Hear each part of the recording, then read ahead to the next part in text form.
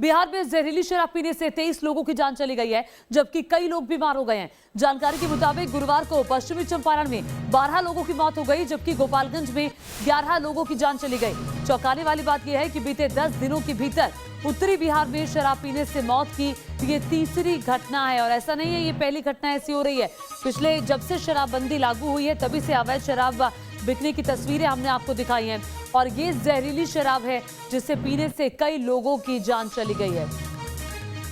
और आइए अब आपको सबसे पहले बताते हैं कि बिहार के किन हिस्सों में जहरीली शराब का मामला जो है वो सामने आया है, कौन कौन से वो हिस्से हैं। देखिए, बिहार के गोपालगंज से ये बड़ा मामला सामने आया है जहां कई लोगों की जान चली गई है। अब जो मामला सामने आया है वो पश्चिमी चंपारण से सामने आया है। यहाँ पर भी जहरीली शराब की घटना घटी है और 10 से ज्यादा लोगों की जान गई है। आइए अब आपको बताते हैं कि कहाँ कितनी मौतें हुई हैं। अगर गोपालगंज की बात करें तो 11 लोगों की जान अकेले गोपालगंज में जहरीली शराब पीने से गई है। वहीं पश्चिमी चंपारण में 12 लोगों की मौत हो गई है, जिसके बाद सीधे तौर पर सवाल उठ रहा है और लगातार विपक्ष भी इस मसले को लेकर सवाल उठा रहा है। इस मामले में प्रभावित इलाकों के 2 थाना प्रभारियों को निलंबित कर दिया गया है।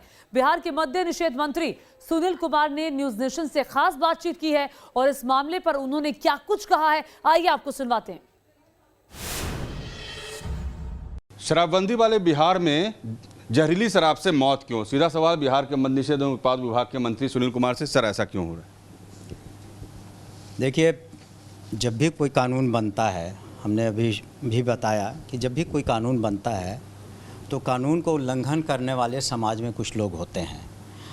सीआरपीसी, आईपीसी तो सैकड़ों साल पहले इजाद किया गया, अंग्रेजों ने इसे पास किया, आज भी लागू है अमेंडमेंट्स के साथ। लेकिन जो गंभीर अपराध होते हैं, संज्ञेय अपराध होते हैं, समाज में ऐसे लोग होते हैं जो मर्डर करते हैं या डकैती करते हैं। उसी तरह सर्वसम्मति से प्रोहिबिशन लॉ भी पास किया गया असेंबली में, और इसको भी उल्लंघन करने वाले समाज में कुछ लोग हैं, क्योंकि इसमें अपना कुछ फ़ायदा, आर्थिक फ़ायदा देखते हैं।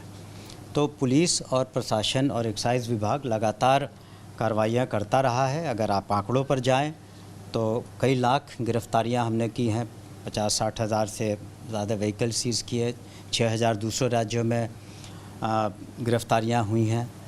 जो ट्रायल्स हुए उसमें 1000 लोगों से ज़्यादा का कन्विक्शंस हुआ।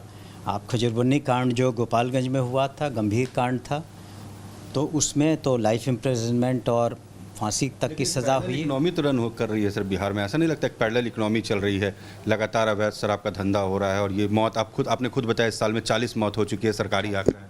देखिए, इससे कुछ लोगों को तो फ़ायदा होता ही है।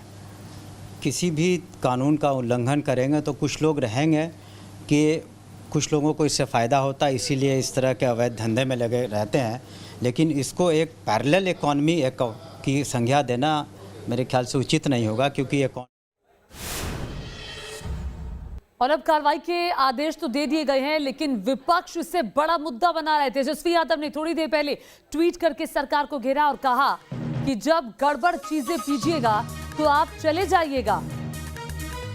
नीतीश जी, मुख्यमंत्री, स्वयं प्रशासन, माफिया और तस्कर पुलिस पर कार्रवाई की बजाय पीने वालों को कड़ा सबक सिखाने की धमकी देते रहते हैं। तो ये तेजस्वी यादव का ट्वीट, जिसके जरिए सीधे नीतीश कुमार पर निशाना साधा गया। और बिहार में जहरीली शराब से लगातार हो रही मौत के बाद कांग्रेस पार्टी ने भी नीतीश सरकार पर सवाल उठाए हैं और शराबबंदी कानून वापस लेने की मांग की है। इस तरह की बातें मुख्यमंत्री अपनी प्रशासनिक विफलताओं को ढकने के लिए कहते हैं।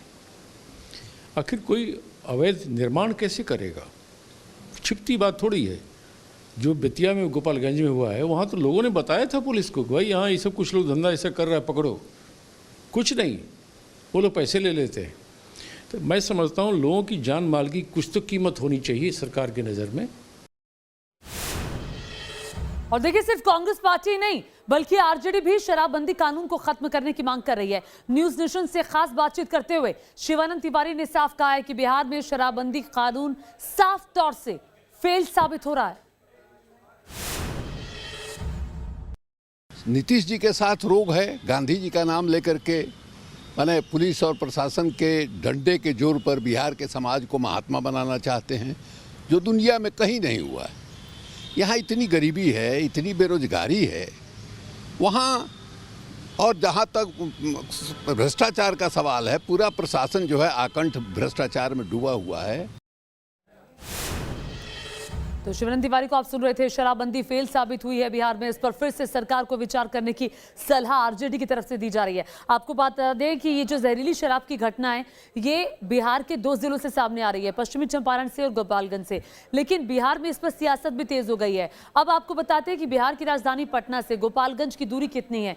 ये देखिए, पटना से गोपालगंज की दूरी 145 किलोमीटर की है, जबकि जहां पश्चिमी चंपारण में 240 किलोमीटर की दूरी है, जहां 10 से ज्यादा लोगों की जान गई है। तो दूरी ज्यादा नहीं है, और यही सवाल लगातार विपक्ष की तरफ से भी उठाया जा रहा है कि सरकार के नाक के नीचे जहरीली शराब के ऐसे मामले कैसे सामने आ रहे हैं और क्यों सामने आ रहे हैं।